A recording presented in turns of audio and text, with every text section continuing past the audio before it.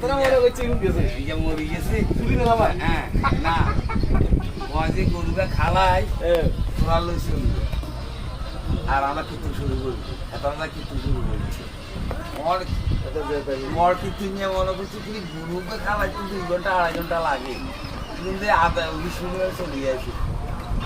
ব্যাপারটা কি তো এত খাওয়াই বড় কিন্তু নিয়ে যাবি ছিল তোরা কি খাবো মনে কি হইয়াছে তুই কি খাওয়াই তুই সরণ মেলিয়া উঠে গেছি কয়